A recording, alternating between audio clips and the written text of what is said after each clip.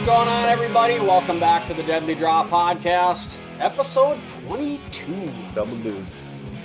First week of August, tearing right by. Days feel nicer.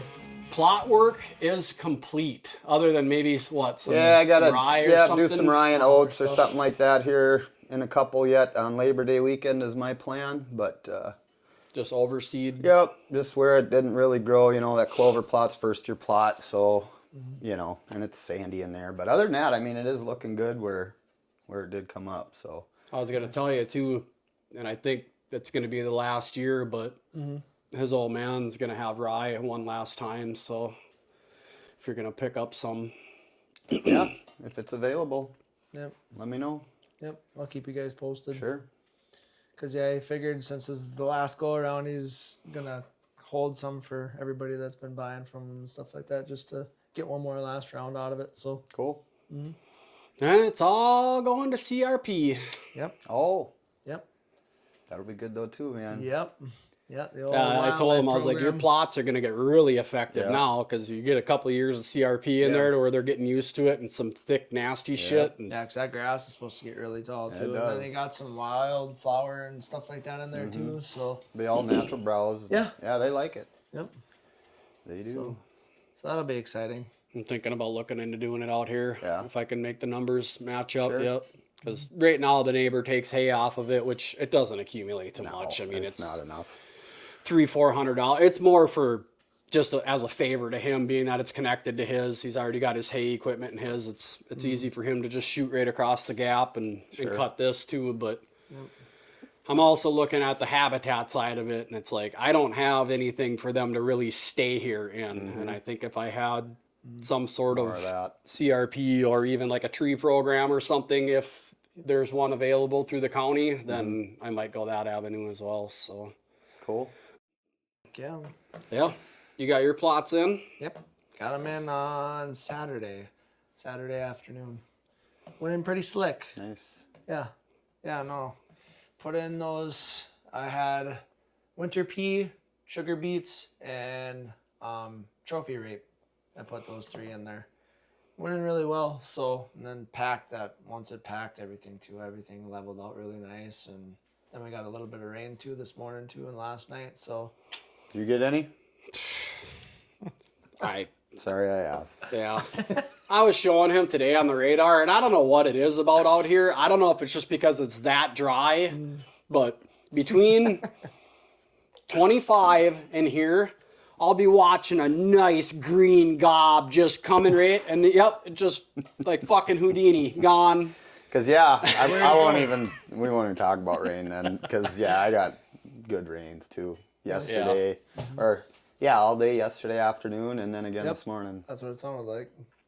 Yeah, if I got the concrete wasn't even damp. Oh really? Yeah, Oof. so it was That's a bummer. basically a mist. So No, I might be filling my water tank out this Yeah, week. you might have to. And I can bring mine out too, cause I'm not using it. I mean, if you want to come grab that one and that pump too and use it, by all means. use it. I might take you up on your pump because I was telling him today to run just what we had for when we burned that back there. Yeah. It was 150 gallons. 2 hours it took me to run that out with that little 10. It's not going to go a whole lot quicker. Maybe an hour. Really? It'll still take that long, but Well, that's half the time. yeah.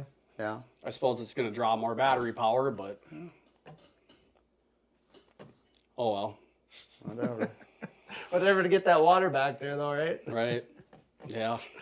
Yeah, I picked up bear bait barrels yesterday. Gonna get them cut up tomorrow. Go pick up bear bait tomorrow. I'm gonna stop at 45 on the way home and grab a few things from him.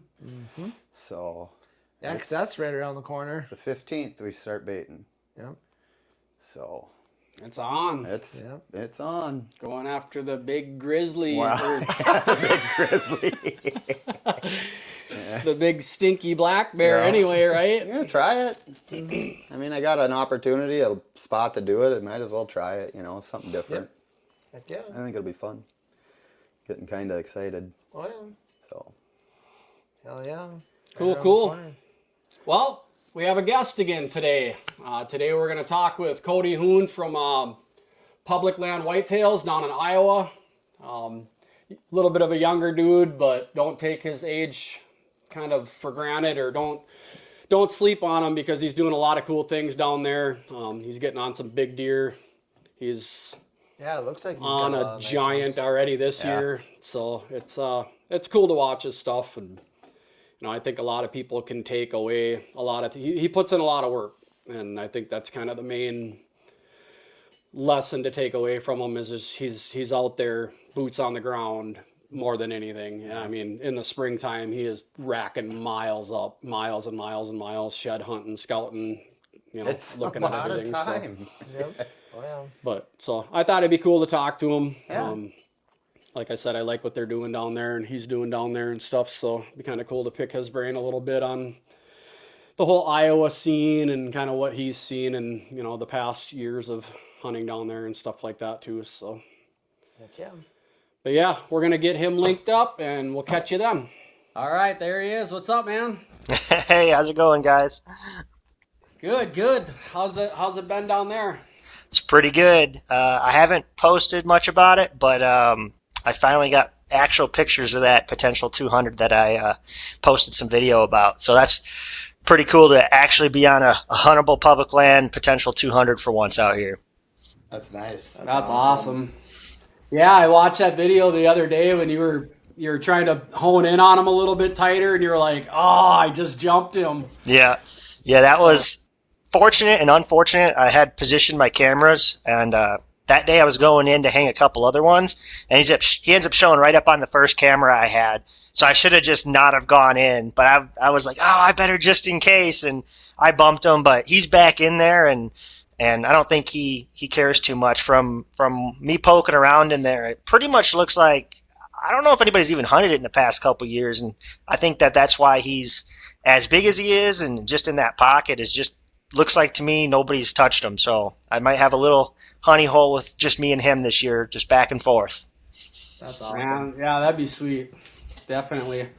So for the people watching or listening, if you don't mind giving a little bit of a kind of an introduction of what you got going on.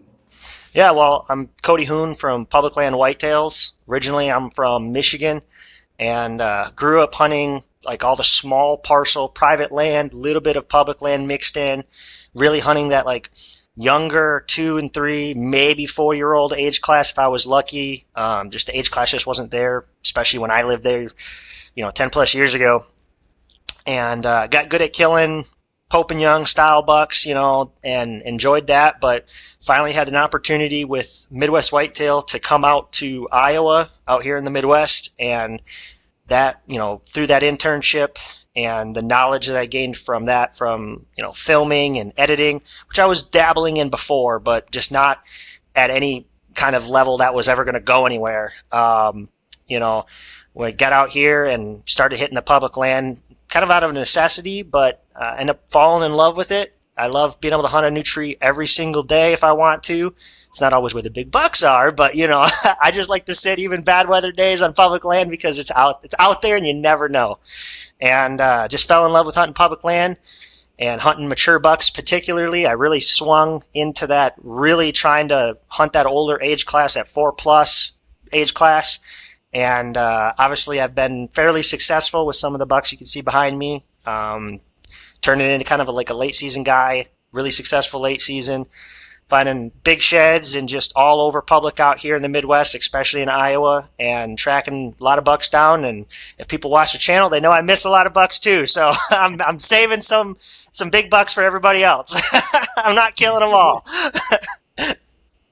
Right. So when you did that internship, is that kind of what triggered the move for you, or was that kind of just a temporary thing and you were still going back and forth, or how did that play out for you?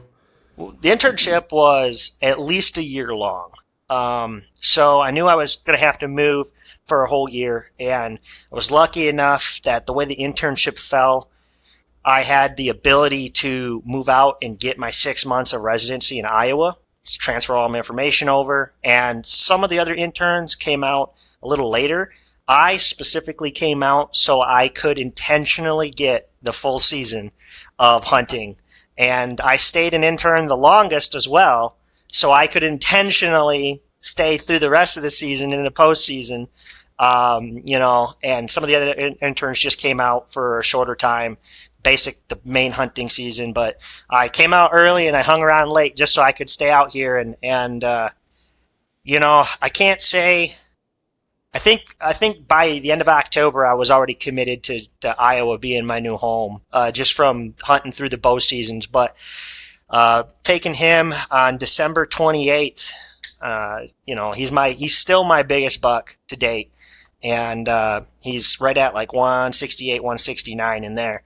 And after I took him, I was like, oh, no way I can leave this state now. I'm stuck here, and I've just been trying to figure it out ever since. So. And that one was on public as well? Yeah, all of these bucks are on public here. I in the last 5 years, I've hunted private land 2, maybe 3 times, and I think 2 of them. No, it was 2 times, 2 nights. 3 years ago, we had like a week where it was -30, -40 with the wind chill. And I was like, I want to hunt. I don't want to lose days. It was the year that I had wounded the Caesar buck. And so I was already kind of down and out that he had disappeared on me after I'd wounded him. I was in the late season, and I was looking for, just to get something down, put something to the channel. And there's one of the show here that I do a lot of editing work for out here. They have a farm, and he's like, go sit in my box blind over some sorghum. Tell me what deer you see. And he had like this list that was about this long of what bucks, if I seen them, that I could and couldn't shoot. And the list of could shoot was about this big, and the list I couldn't shoot was about that big. And I have those videos on my channel. There's like some gnarly 170-inch non-typical in the field, just 50 yards, and standing there, came out both nights, and it just standing in front of me. And I'm like with the gun, like, wow, this is great. This is really awesome. And I probably passed. I don't know, because the list of could shoot had to be 5+, but couldn't be over 150 inches. And basically it come down to, there was like 2 call bucks in there that were just little guys, and then there was like 140 some inch 5-year-old that had been on the farm, and he actually stepped out the second night. But he was like $150 out there. The light was really low, and I probably could have cracked off at him, but I called the landowner, the show, for the show, and I'm like, hey, is this the buck? I want to make sure. I don't want to shoot your deer. And by the time I was like talking through it, it was too dark, and I'm like, I'm not going to shoot it off camera anyway, not at 150. And so I was like, well, whatever. Those are the only 2 times I've hunted private land in 5 years now. And like I said, only because even cracking the windows in that blind at -40, by the time I was like, all right, let's put that window back up in about 10 seconds. Yeah, it's probably not too often you guys get those temps down there. I mean, I know it gets cold, but yeah. To dip down to that 30, 40 below, it's probably not super common, is it? No, not in the hunting season. It seems like postseason will always have like a week or 2 that it gets down to like 0 or -10, -20 with the wind chill. And it'll hold for like a week or 2. We always get like some crazy little spell out there, but we generally tend to have pretty mild winters. Like, when we get snow, it stays. Unlike Michigan, where you'll get, like lower Michigan where I was, you'll get snow and then it'll melt, get snow and then it'll melt, and it'll do that all year long. But out here, when we get snow, it generally sticks around. But I don't know the last time we've had more than like 16 inches. That was a lot. I think that was like the second year I was out here. So generally, it's like 8 to 12 inches, kind of sticks, and then once it starts to come off, then that's just it. The winters are pretty mild usually, but it does stay and hold cold for a long time. It's right in that like 20-degree range usually. Okay. Perfect hunting weather. It's good for late season. Past couple years, you've had some pretty warm late seasons. Last year especially, it was consistently rainy, 40-some, 50-some degrees. Didn't really seem like it killed my ability in the late season. I mean, there was probably less solid days. Like with this one, he was a buck that everybody in that area was hunting. I mean, you can even go to the YouTube video, and there's a bunch of haters from that town that was hunting this buck that knew about the buck.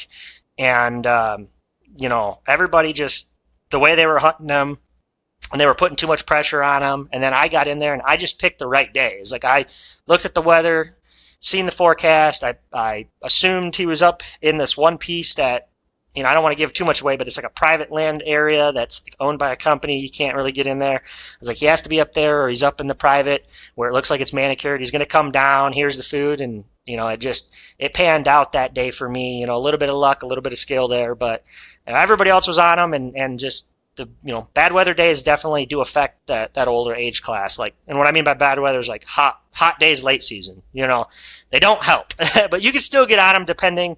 He's got to be a lot closer to the bed. Okay. I got a question for you. So, watching your channel, you put a lot of boots on the ground and you're covering a lot of miles. What is it when you go into public land? What are you looking for? Like, what strategies are you looking for? Ridges? Are you looking for bottomland? Swampy areas? What are you looking for where you're gonna find those big deer? So, first and foremost, and everybody says this, but e-scouting is like, that's your number one. I mean, that's going to get you a long ways. You can find so much information just on that, but you don't want to obviously solely rely on that because you can't see through the tree canopy. You can't tell how exactly the trails are, where the perfect pinches are. You can give a general idea, and it's great, obviously, like for an out-of-state tool just to show up and have an idea in an area. But, like you said, you got to have boots on the ground. But I do start with e-scouting to kind of determine access points. It's good to look around the piece of public. It just depends. So two caveats. How big is the public versus how small? If it's a small piece, I really like to figure out what the private land around it looks like. Do they look like they're serious hunters? Do they have, $5,000 tower blinds? Are they implementing food plots? Where these tower blinds are, or you're seeing their mowed trails through there. Can you distinguish, are these guys like successful hunters? Are they big, they know what they're doing? Or are they just out there winging hunts? And that, if you have a couple properties who are obviously putting in the work and then you got a piece of public, well, even though that public may be smaller, it'll hunt smaller, could be good because you might have, property to the north or the south or whatever where you're getting bucks cruising from a safe point to a safe point and you're just trying to catch them in that middle. They may not spend a lot of time on that piece of public, but it still doesn't mean that public doesn't hold potential. If you're looking at a larger chunk of public, then that's where I really start to look into, habitat cover, habitat type, depth of terrain, and, hard access points. And hard access points doesn't inherently mean like, swamps and rivers, which it can. And those are obviously your big stopping points. Everybody talks about crossing water, and it's such a common talking point. Everybody says it. But the guys who go out and cross water consistently, it just doesn't happen. You get a guy or two that one time a year, twice a year, they decide, all right, I'll cross water or take the kayak in, and it's just not something that guys continue to do all the time. So the only people you're finding crossing water are high-level guys who are usually making precise or at least better sits. They're not just blowing out bedding, and so those areas survive a little longer, in my opinion. But if you're talking areas that don't inherently have like that water access or obstacle or barrier, then it just comes down to a lot of times like how thick it is in there, where's your access points, old cuts maybe, like clear cuts or hinge cuts, selective cuts. And I always like to find ridges where you got multiple ridges and access points, and that ridge system is stacked. And so for example, there's a spot that I'm going to be hunting this year for one of the bucks. Not the big 200, but if I need a fallback, he's a great buck. It's the big gigantic 8 with the tall brows. I made a post about a while back. Guys can check that out. But there's a couple ridge systems, and the main parking is way to the west and way to the east. And then you have one or two ridge systems, and there's some obvious trails. Well, then the rest of these ridges all in there are they're old cuts. And the way that the ravines run, they're going to run right up to the private. So the only way you're getting to those ridges is obviously by going up and over after the trail systems. And going up and over, and then going up these ridges, and there's old cuts, so you have to work your way around that and either hug the private or drop into the bottom, and then everything up top's going to see you as you're trying to walk in. You're starting to pick that apart. You're like, okay, it's starting to sound, one, like a lot of work to get in there. Two, you're going to have to cross some obstacles, even though there's no definitive like water obstacle or anything. It's not going to be easy. You're going up and over, a couple ridges.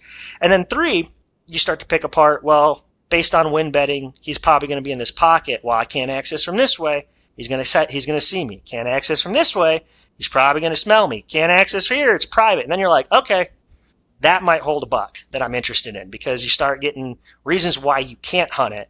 And the reasons, when you start stacking multiple of those reasons, usually that means that there's something in there that you should be looking at to try to poke at the edges or find that one little, kink in the armor to get in on. Okay, so then you're just trying to find a sort of like a out of the box approach to accessing that at that point. Then once you narrow that down, pretty much, and a lot of times, out of the box is, I wouldn't call it too much out of the box. A lot of it is just coming up ditches and draws. That's 80% ditches, draws, and obviously water. That's 80% of my access route. If I can't be within 50 yards of a stand setup coming up out of some type of draw, ditch, dry creek bed or something like that, then it's pretty rare that I'm hunting it. Unless it's right off like a main trail system, something like that. If I do hunt those, then it's just usually like one or two sits, because then I'm throwing pressure on them. There has to be some type of pretty solid, clean access in there, because access is huge. Obviously, your wind is the major thing. Wind is you can't fool an old buck no matter what. You're just not going to do it. Not with the wind. Obviously, there's caveats in the rut. He might run through it and not pay attention. It can happen. But you don't want to bet on that. That's not stacking the odds in your favor. That's a hope and a prayer. And so it's pretty much wind and then your access. And the access has to be almost perfect. You have to be accessing to some capacity where he can't see, hear, or smell you. And obviously when you get really close, the hearing is a big problem. So a lot of times that last 100 yards, unless I've already mapped it out or figured out my access and been in there once or twice, that takes forever. I mean, it could take an hour to get in to a new setup. But I like to get in clean and I like to get in easy. And those dry creek beds, those ditches, like those ravines coming up on public, those are my, off trail systems. Those are my main key points. And it's rare that I'm more than about 100 yards outside of those. A lot of times I'm just hunting right on the edge of those, because I want to be able to come back, and I'd rather sit something, see something, and then make a move onto it rather than push all the way in, booger it all up, have them out of that area for 3-4 days, or pushed back. I'd rather just be able to stack in on them, push in on them. And a lot of times that would mean, and I going back to the ridges setup, usually it seems like that first ridge near food, that's holding like your does, your really young bucks. Generally, they want to be close to their food. They're probably less pressured. I know in other states they're going to be more pressured. So like in Wisconsin, I wasn't seeing any deer on those ridges. They were, even the young ones and the does were stacked back to like the second ridge at least, of like easy access coming from food or whatnot. But generally in Iowa, you're really young bucks, like your 1.5, maybe 2-year-olds and all your does, they're going to stack as close as they can to the food. Then that second ridge back, that's where you're going to get like your 2 to maybe 4-year-old range, depending on pressure. And it's usually that third or farther ridge back of having to go up and down or leaving some access trail, or obviously like water crossings, things like that. That's where I start to find the more mature bucks. They'd rather walk that distance, and they have ways to get, easiest travel, path of least resistance. But that's usually where I start to find those deer back there.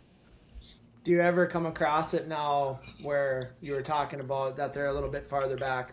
In some public land areas, a lot of people are thinking that the farther they go in, you're going to see something big back there. Is there times where you don't have to go as far, where you actually can see some nice mature deer as well? 1,000,000%. And there's no easy answer to that one of when that is. I have yet to find a spot to walk into and be like, oh yeah, I just need to be right up front here on this one. Usually it's trial and error. I have gone into spots where I'm way back there and it was a pain in the dick to get into, and I sit and I see absolutely nothing. I didn't find any sign. I got all the way back there and I'm like, well, I know guys are always like, well, if I scouted through an area, I didn't like it, so I just didn't hunt that night. Yeah, I'll still hunt it. I was back there. I got all the way back there. I'm not wasting a sit. I've had good sits where I've still seen decent bucks doing that, or at that point, maybe I just find an observation tree and I just get as high as I can and to see as much as I can. It's rare that I'm hunting just solid, like open timber. So a lot of times the higher I get, I can just see more. And if I don't think it's a kill tree that night, well, that's what I'm doing. I'm just looking. And sometimes 1,000 yards across the marsh or across the swamp, the ag land or something. I outside of late season and maybe really early, I don't hunt actual agriculture. So it would be like old growth ag, a farmland that's grown up or something. You can see into those bushes. You can see down into them. I'll throw an observation sit. But that's kind of generally what I'll do there. I'll still hunt regardless. I'm not going to waste one of those days. Yeah, and I think that's a really important key to take away too, because you're right. I mean, I've talked to several people where it's like, if there's not super hot, fresh the day before or a couple days before sign, they're not sitting it, and it's like, yeah, I get it. Especially if you're crunched for time and stuff, and you can't spend a immense amount of time in the woods that year. But it seems like some people overlook the process of you're still taking something away from that night, whether you don't see anything, or like you said, if you can get some glass on a buck 500, 600, 700 yards away, now you're starting to key in on them. No amount of cameras are going to give you that information. It's yeah. Kind of tying back, the Caesar buck that I was hunting, that I had that whole storyline with. Man, the first time I got him on camera, the first time I encountered him, and the first time I actually arrowed him, which obviously, he lived. You guys follow along from that. It's no more than 60 yards in 3 different spots off the road. Right off the road. And guys in the area could see me in this bare-ass popple tree that had no cover, 60 yards off the road, and there's 2 bushes between me and the road, that, they can, obviously I'm sitting higher up, so they can't see what I'm looking at, this little opening in this thicket. I had so many guys drive by and just kind of look at me, and I could just feel the judgment. And and I'm like, if anybody knew, and then they knew the show, they're just going to be like, this guy has no clue what he's doing. But I'm sitting there and I'm hunting, and just on the other side of this bush, there's a 170-inch, 160-inch typical running around that I'm just missing opportunities with, or hit it and didn't kill it, and I'm just like, if only guys knew this dude's right here.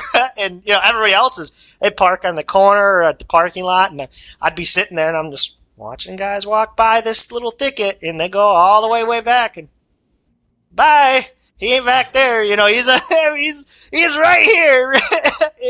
So it happens, and I don't want to give too much information away, but that 200 is the same situation. Without giving too much information away about it, it's a extremely overlooked pocket that I was looking at everything, and when I picked him up, videoed him, and kind of seen just how he reacted to hearing the car, and then how he laid down when he laid down in the video, and in kind of the ditch that he used there. I could just tell. I was like, this buck's played the game. He's done this before.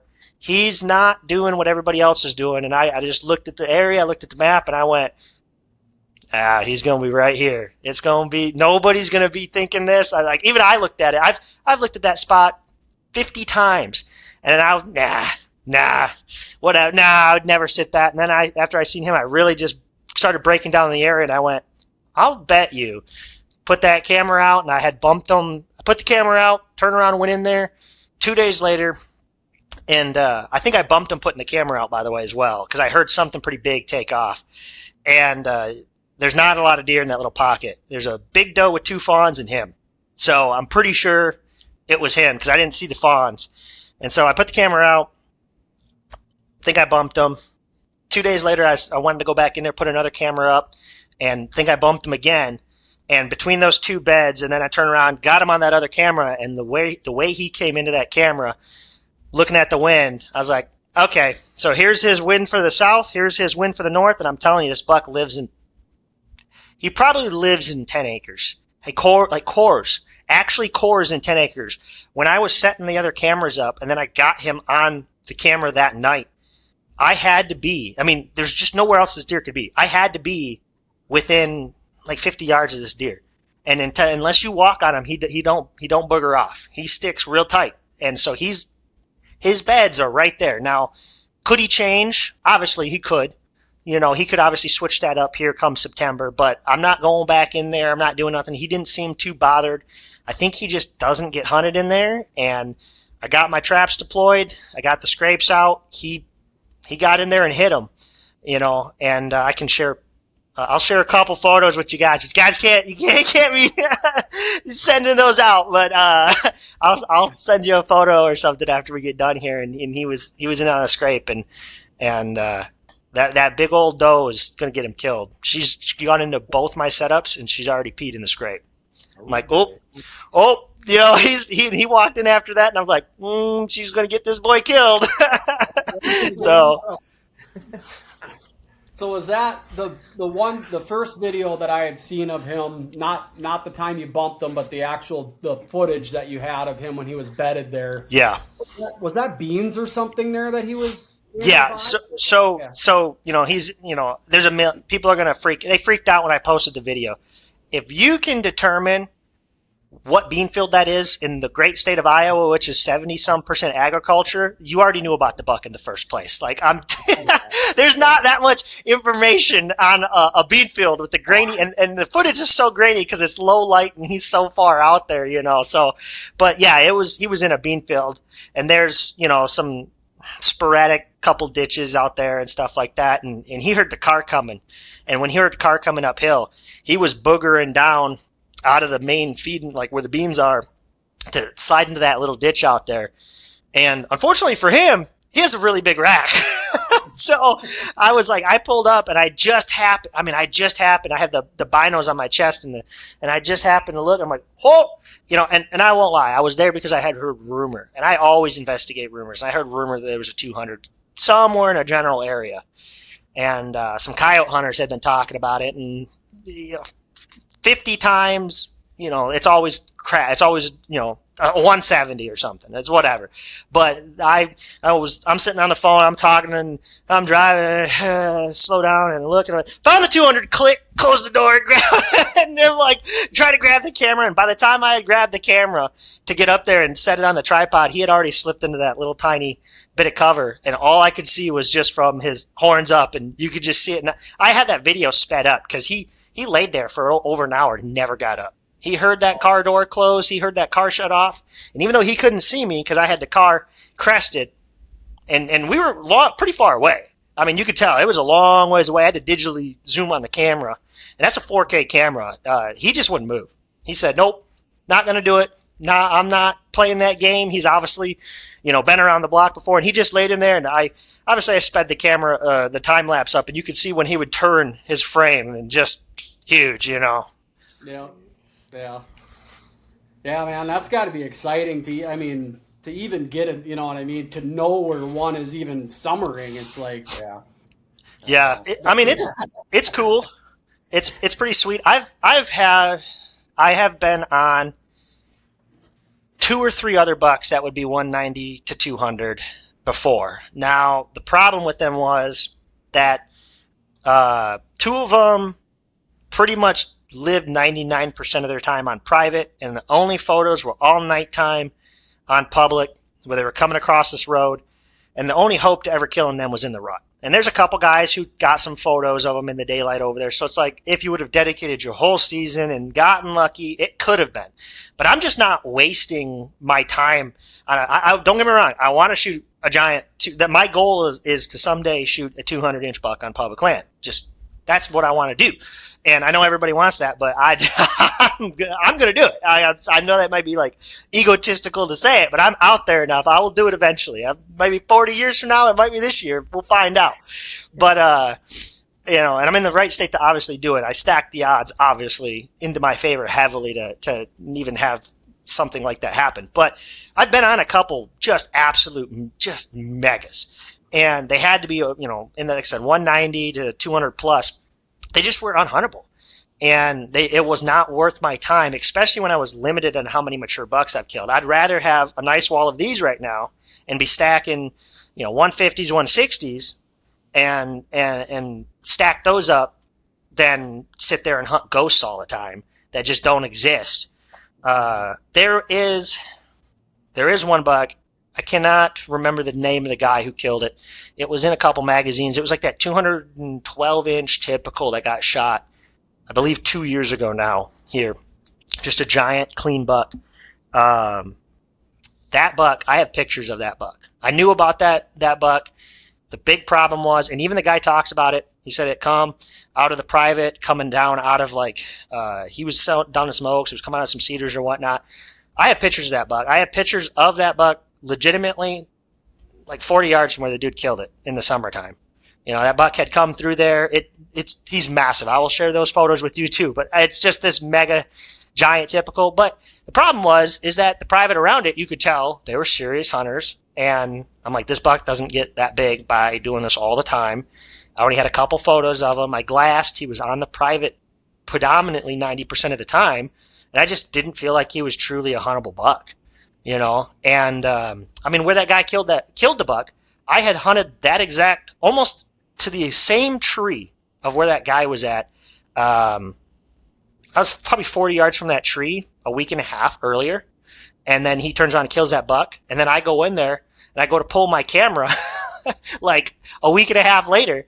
And I'm like, oh, somebody's been in here. And then the article comes out about the guy killing the buck. And I see all the photos and I'm like, well, shit. Like, this buck's dead, But I don't even in there twice. I'm like two or three just off the wall hunts because I'd rather have a higher odds sit on, a true, a solid mature buck rather than a hope and a prayer and a ghost. Right. So going back to this when you were after Caesar there, I think for sure one of the videos I think you had a run in with a guy, or he was trying to access the same area that you were in or whatnot. Yeah. He was coming from a different direction or something. Have you ran into that a lot, or to where you almost have to shift and hunt the pressure or the people once you locate the buck, or do you just kind of hang tight to where you think that deer is coring up at in hopes that he's going to stick around or return? So yes, and this is something that I tell guys that like I said, I don't guide, but if you listen, I have like the information packages, or I do like online consulting with guys sometimes. And I tell people all the time, just because people come in on you, or you get blown at by a doe or something, don't be afraid to stay where you are. At least in Iowa, And I know I've hunted other Midwest states or like in Michigan and whatnot, but out here, I've had, as long as they're not legitimately 40 yards from you, I've had many times where good bucks have come in after a doe blowing, or a little buck spooking off, or guys walking through. And if that's the setup, man, that's the setup. And it's ridiculous to me how many times a big deer would be just out of sight of another hunter. I'll see them, but they never did. And so like that guy coming through there, I'm not throwing him under the bus. Everybody hunts their own way. But a couple caveats. He was accessing through that front bedding area, which is where I was hunting Caesar originally. I don't know why. In my opinion, there's obviously a better access, especially for the wind. I don't know if he was scouting his way in or what he was doing, but he had pushed right through that front bedding area. And everybody else who hunts that area goes to like this one back corner spot. Everybody, I guess that alludes really well to what you were saying earlier. Going deep. Everybody's going deep. So everybody was going. And every time I hear about parking there, everybody's like, I'm going to this spot. I'm going to this spot. I'm like, man, that tree has been hunted by more dudes than I know. Every out-of-state guy, and it must look good on the maps, it's funny because I've looked at that before and I've been like, yeah, whatever, and I think I've hunted in the vicinity of it like one time, because I just don't believe that that's where the big bucks are, and everybody else apparently does, and they go in there and they hunt that spot. But that's the guy walked through the second bedding area, had to have walked on top of Caesar from where I knew the tree the locust tree that he liked to bed under. That dude had to be within 20 yards of him. Walked right past him, goes right in there. And I never watched from where I was. I never watched Caesar run out the back door because I could see that. And I'm set up 80 yards from where I'm expecting him to come off his bed, where I had photos of him. I knew he was always in there. And, so I never saw him come out the back door. So I was like, he's not there. So I'm talking to the camera. I'm like, dude just walked through. Hunt's probably ruined. He went right into anything that was in that back bedding area is now gone. They've gone out somewhere where I can't see out the far backside. And, Caesar didn't come out the back door. So I'm like, he's not in here tonight. He's probably somewhere over here or whatever. And I no more than look up, and Caesar's standing right there under that locust tree. And I'm like, this dude had to have walked on top of him. And the dude's 150 yards away up in this other tree hunting, again, this back pocket. And Caesar just comes walking down the trail. The big issue with that is he would have probably walked he was going to walk right underneath me and give me a chip shot. But the guy had walked through the bedding area instead of walking not out of the thicket. And because of that, he was walking right down that deer trail in the bedding area. And after like 70 yards of that, Caesar's like, I don't want to walk down this trail anymore where this dude has obviously walked. And you can see it on camera. He was like 15 yards from me, and he just dead stops, backpedals, and turns around, and he wants to go way out and go wide now. So, if that guy wouldn't have come in, I can't say I would have killed him, because who knows? Maybe he would have sat till dark. He didn't inherently get up. Who knows what would have happened? It's hunting at the end of the day. But definitely that guy coming in that bedding area really boogered that spot up. And I still flung an arrow at him, but it was 50-some yards. He was on edge because of the smelling the guy. And my arrow, no more, you heard the thump, and it was leaving my bow, and he was half on the ground, turned and ran off already. He's like, no. He was just waiting for something to hear any noise, and he's gone. Well, yeah, I know on a few of those hunts you were able to get your old man down there. Does he still live in Michigan, or is he down by you now? No, so he come out here, and he did 1 year out here in Iowa. He's down in Kansas City now. So I tried to get him. He's the one that got me into hunting. Obviously, I think a lot of our dads got us into hunting, and I respect him for that. And he kind of built up the property into hunting those. We never had a lot of land. It was like 20 acres, and I would pick up like 10-acre sections, 20-acre sections of permission here and there in Michigan, or like I said, go out to public land. He'd take me out to public sometimes, and we'd hunt. And he was big into hunting. I mean, he has a whole wall of bucks, couple Pope and Youngs, stuff like that. But that spark kind of faded over the years with him, and I was trying to get him back into it here. I figured Iowa would be the best place to do it, but and he probably should have shot some of those bucks, but it being Iowa, he's like, well, I don't want to shoot a 130. Let's hold out. And a 130 would have been his biggest, like a 135 or something. But yeah, so he still hunts here and there, but it's just not something that he does. He doesn't take it to the extreme like I do anymore, But it was fun to get out with him. It was fun to take him out there and share it. He did a lot of postseason scouting with me, and that was really fun just to take him out. He got to see the giant rubs and whatnot, found some sheds and some deadheads. It was cool. Nice. Awesome.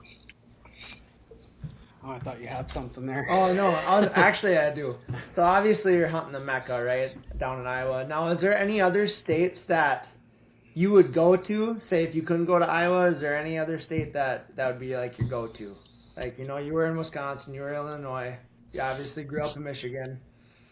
So, in reference to just hunting for a season, or if I had to move? Hunting for a season. Ohio. Illinois, obviously Ohio and Illinois are great. I mean, they're always going to be great. Have they had better years than others? Yes. Did they have their downturns? Yes, like any state.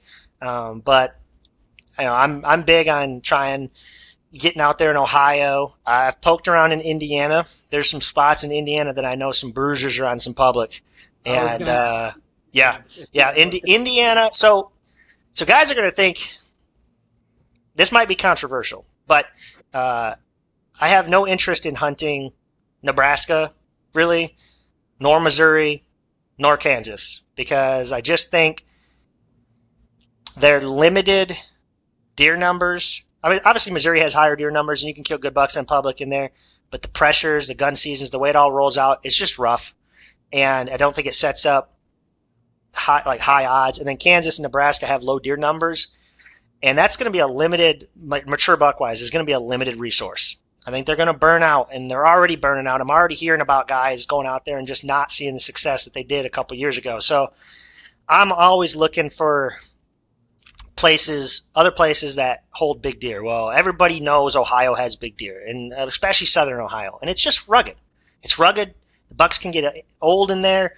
There's, a lot of hub systems. There's a lot of ridges. It's hard to hunt, and they have the terrain and they have the deer numbers. They also have the agriculture in areas plus genetics to just consistently pump out, a quantity of mature bucks. Plus, people manage. It's just like Iowa. Nobody comes to Iowa and buys $1 million farm, which is considered small out here, to go shoot a 130. Like, they don't do it, so it's about finding those areas. And, that's why I hunted Wisconsin, and I don't want to throw it under the bus, but, southern Wisconsin, the people around the Iowa border. Well, the people, they do that because they can't buy an Iowa farm. So they buy as close as they can farm, and everybody manages. So you have higher odds. So it's about finding those areas that people, invest and other landowners invest the time into to find high odds. And there's a lot of areas in certain parts of Indiana that I don't want to give away because it is, I think, a bit more pocketed, although I think Indiana is on a big come up right now. So something to be looking out for sure. But, there's a lot of pockets of big deer in Indiana. Illinois is always good. It has its ups and downs, peaks and troughs, just like Iowa does, but it's always good. It's just a matter of finding the right buck on the right piece of public. But there's big deer on public there. Just pricey tag. Obviously, everybody goes to Ohio, but if you put the work in, Ohio can pay off. And I would say my other two, we talked about Wisconsin a little bit. That's, again, hard work. It's hard hunting, even for big deer, but it's a fun challenge, and you have potential in the right area. But I wouldn't go there just seeking a big buck. You kind of go there for the hunt, I should say, and to say you did it, But the other two places I have interest in, and I guess I'll just throw them out there and run them under the bus already anyway. Oklahoma and Kentucky. Those two. I think Kentucky's already becoming a little too well known. Guys are already catching on, but I think there's some good years left in Kentucky.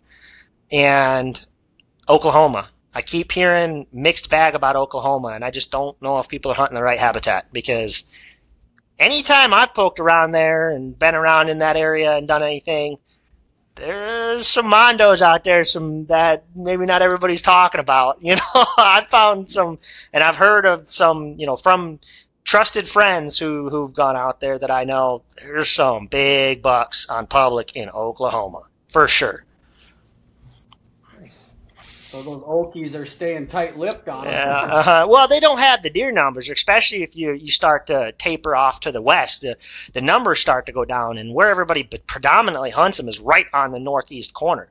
So, and I've told this on other podcasts, when I look at areas, everybody always talks about, specific areas, and they always want to go to those number one areas. That's like a common thing. You look up, what's the best public in a state? And you always get, here's the best public that everybody hunts. Well, I don't ever look at that. I look up, top 3, and I'm usually hunting the third top piece, or the top area, something like that. Out of 3 counties in a state, what's your top 3 or 4 counties in a state for booners? And then instead of going to the number 1 or number 2, I start to look at the number 3, number 4, number 5, because there's still enough good bucks there, especially if there's a lot of public, that you can get on a good buck, but your pressure is far lower. And people got to realize that maybe the county that is number 1 and number 2, and even number 3, maybe the reason why they have more booners or more Pope and Young is because more people hunt it and report it. It's not inherently that there's more there. So when you find counties that are on the list, farther down, 3, 4, 5, that aren't, they're still stacking good numbers, and you're noticing populations are lower, a little bit more public, you don't hear about them as often.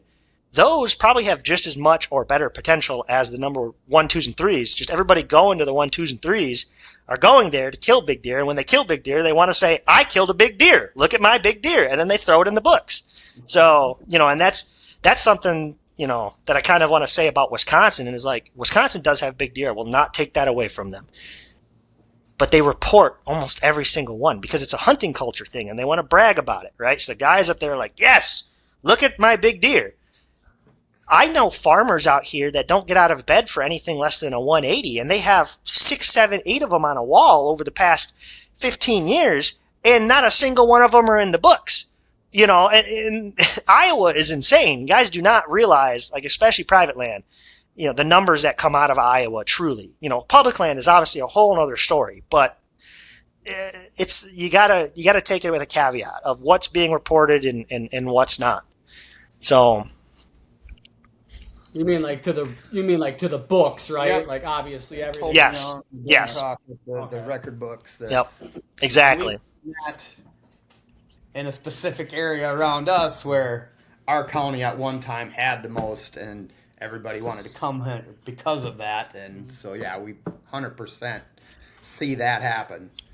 Yeah, and it wasn't necessarily because of the county itself. It was because there's a gigantic military refuge on it that, you know, had a public hunt on it that some big ones got killed out of. So people were coming from all over the country. all over the country for a few years there just to get in on this 2-day weekend special hunt that, you know, so it was a shit show going in there, you know, 3,000 people. Yeah. You know, trucks derbying to get in spots and stuff, and I mean, just a mess, but kind of the same thing though. Yeah, it built up this huge reputation, and then it's like you go in there and you can't go scout it because obviously it's all protected and everything, and it's just like all them people get in there, they're pushing deer around, and some people are getting lucky and whatever. But yeah, I could see how that could happen for sure. Yeah. So obviously, you said you've only hunted private in the last 2 times in 5 years or whatnot. So what's your preferred method of going in? Saddle, you know, portable. What are you using to get in and get up a tree most of the time? If I didn't have the camera, I would use a saddle just because of how, you know, I hunt almost every single day. Every day I can, morning and night, early season, late season, whatever. You know, a little bit less in the mornings on early season and obviously late season, but I'm still out there pretty commonly. I would use a saddle. I just think I like the lightweight, packable, you know, features. 2 issues that I have with it. One, I can't use it predominantly, or at least I haven't found a setup that works for me because of all my camera gear. Because I do carry a significant amount of extra camera gear. I'm not, and I haven't been just the handy cam little camera guy out there. I'm trying to produce my goal, my ultimate goal is to produce on an editing level and a footage level a show like Midwest Whitetail, right? Like at the level they're producing it now, or they've been for the past couple of years, but in combination with the information, the style, and the tactics of like Dan Infalt, you know, some type of, you know, maybe a mix of hunting public. I'm not too much of like an on the ground running around type of guy. I think they're a little more fast paced with that. I do like my pick a spot and sit kind of thing. But you know, that's kind of the ultimate goal there. And you just can't, with a saddle, it's hard to do that with all the camera gear. So I get restricted to stands. I can't inherently run the smallest stand either because a lot of times I'm turning around on the platform to do interviews or whatnot. You know, I've said it before where I set the camera up for the shot. And so it's at my like waist, whatnot, so it's down so I can obviously move the arm and move the camera set up for that. But that doesn't work for interviews, and you're not supposed to do interview shots up like this from the bottom. So I have to stand up, turn around, sit on my heels on the platform, you know, and hang on to the tree or hang on to my lifeline and look into the camera, you know, like that and do that. And that's just, it's hard to do. You can't do that with a saddle. Can't do it with a saddle. It's hard to do it in a small stand. So I generally run something between, you know, something bigger than like a 0.5, but something smaller than like a true, like full-on muddy hang-on or something. So somewhere in that range is what I get stuck running, but it's based out of more necessity for filming. But if I had the ability to just straight hunt, it would probably be out of a saddle, with the only caveat that every time I've ran a saddle, it seems like I get picked out of the tree almost all the time. At some point in almost every hunt. I don't know if I'm leaning way too far out or what's going on. My opinion on it is, it's not an opinion, there is some fact behind it.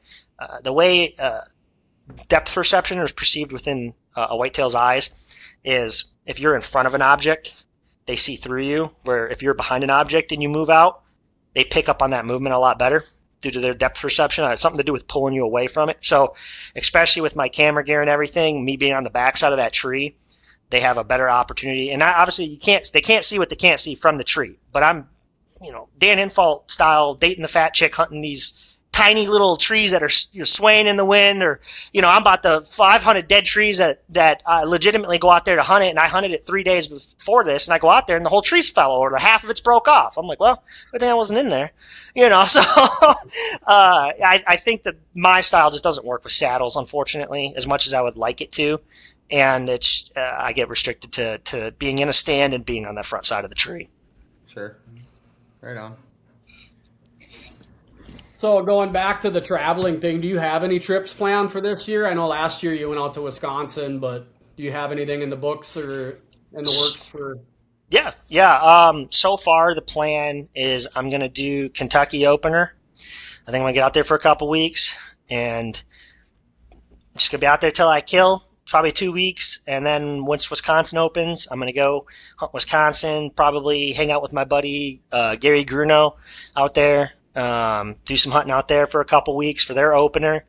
I like the beginning openers for seasons, and then it's going to come down to, is that mega buck, is he daylighting what's going on my cameras? What's that information telling me for early October? If he's not there daylighting on one of my cameras, and he's only there sporadically, and I know he's in that bedding area, then I'm just going to leave him alone.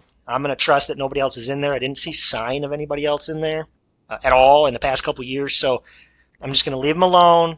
I'm not going to mess with him, and I'm probably going to go hunt Illinois. I have some good intel past couple years with Brian Rogers from Good Sit Mobile. We've been doing a lot of scouting. I've been out there to film him multiple times. There's some really good areas for early season. I don't want to give too much information away, but they just set up for early season, we'll just say that. So, great early season stuff. Might have an opportunity, so I'll probably go try that, and then come back when scrapes are starting to pick up. And I think that's probably the time I'm going to kill the buck, the mega. Scrapes are he's already in there on them. The does have already accepted them, and that was the big thing. And since that does in there accepted them, they're strategically placed. And I do have a solid north wind setup for maybe some rut cruising. I've yet to find one for maybe that scraping kind of end of October time period.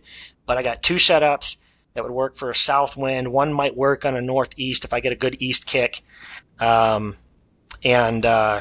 really think that sometime in the end of October when scrapes are picking up, maybe we have a good cold front come in, have a couple norths. I think that first south wind, after a couple norths and him showing up on camera, I'm going to go in and try to put a kill hunt on him. Nice. Man, it would be, like I said, it would just be so exciting to have a beat on, something, and to be able to put them plans in there, and also nerve-wracking. I mean, like, is there going to be anybody else going in there? Or, is somebody else going to screw this up? But he's a big buck. It's public land. He's played the game. So, could be other guys in there, but I have a feeling he's there. My take on it is he's obviously big. There's going to be a lot of guys wanting to hunt him. And if he's made it this long, there's probably a reason. And, I'll just say right now, I got lucky when I saw him. I heard rumor, but the rumor is this big area. And I just got lucky where I saw him. People having from what I hear from his rut area, which is all nighttime photos and sporadic, a good distance away. I think once he runs out of does, he probably runs over there, and that's where everybody's hunting him that knows about him. Because you can't have a near 200-inch deer and not have other people who know about him. It doesn't work like that, especially on public.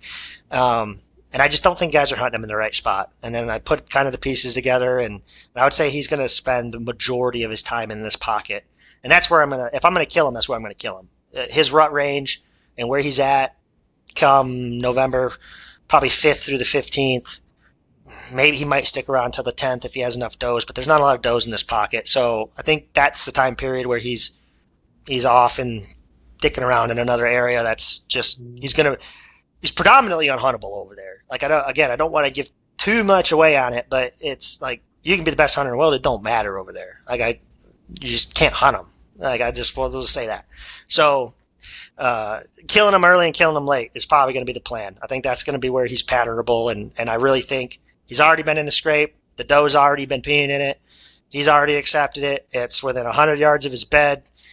I'm going to have to J-hook into that spot. I've been talking about some of my J-hook stuff before on some other podcasts, but I'm going to have to J-hook his bed to get in there, and it's going to suck. It's going to be a long way in, but J-hook all the way in there, get in on him, and I think that's probably going to be my time frame to kill him. Right on. Well, cool, man. I know we're just about to an hour here, and I don't want to keep you all night. I'm sure you got stuff you want to get to, but if you want to throw out your channels one more time here so people can maybe go in and check out what you got going on and maybe catch up on some past hunts and stuff as well. Throw it on where they can find you. Yep. So it's just Public Land Whitetails. It's on YouTube and Facebook. Facebook, we have a page and a group. So if you want to post your own whitetail adventures, anything public land, you could join the group, post there, talk to other guys, kind of be engaged in the community. Obviously, the page is more fun along, just like YouTube would be. And then if you want to follow me personally, then you can do that on Facebook. It's just Cody Huhn. That's my personal account. And then also Instagram, which is the Public Land Whitetails official channel, but it's just my name, Cody Huhn.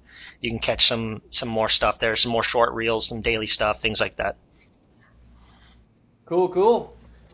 Well, we appreciate it, man. Yeah, it was good chatting with you. Yeah, thanks for having me, guys. I really appreciate your time. Yeah, hopefully we get to see that big guy on the ground here. You and me both. Hopefully it's me there. It's me there. You know, it's a little selfish to say, but yeah. Cool, man. Well, you have a good night and good luck this year. If we don't talk some more or whatever, but maybe we can hook up this winter and talk about kind of how the season unfolded and stuff. So Right. Yeah, sounds great. Good luck to you guys as well. All right. Thanks, man. Well, that was cool. That was a lot of good information. Yeah, he's there. got a lot of good stuff. Yeah. A lot of good knowledge. Yeah, it's hard, it's hard to believe, like I said, and I'm not picking on his age or whatever, but you kind of overlook that, and you kind of always look to maybe older people that are guys, older right? than you or whatever Right. and stuff, but it's like he's got a lot of knowledge and he puts a lot That's of a lot time of in work. out there, so that's A lot of work, a lot of Yeah, effort. cool guy. Glad it was fun chatting. Oh, yeah. for sure. Well, cool. Next week, I do not know what the plans are yet. Maybe another guest, maybe not. Kind of got a couple more things on the line, but nothing. Maybe we just get the bows out and shoot and barbecue. Yeah, maybe. Get off these damn bar stools for a little while. Yeah, we Yeah, might be able to do that. Maybe get the guys together or something like that. And Yeah, kinda, whatever, just kinda three do of a- us or what? Anything. Yeah, it is August now, so yeah, we usually been shooting once a month with the group of guys, so Sure. could do that again. Yeah, maybe we'll look at doing something like that. Well, we'll thank our partners, Monster Buck Fluke Plot Seed, Dialed Archery, Lone Wolf Custom Gear, and Spartan Forge Mapping. Thank you, Cody, if you check this out, and we will see you guys next week.